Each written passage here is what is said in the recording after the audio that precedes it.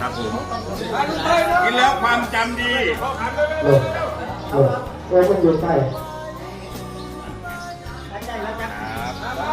แม่อุ้ยแม่มาก่อนมาเดี๋ยวได้โทษที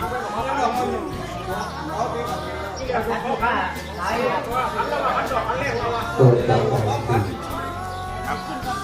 เราบุญเราลองเลยเราลองเลยตั้งตัวเราลองอาจารย์ก็แล้วนะครับก็คือนะครับเป็นจริงด้วยประชุมนะครับเพื่อนนะครับเลยก็อยู่ที่นั่นนะครับพวกที่รู้ว่าแต่พอเขาเริ่มว่า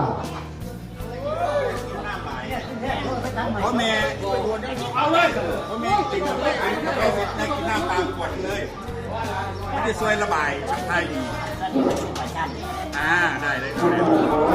หายปวดหายเมื่อย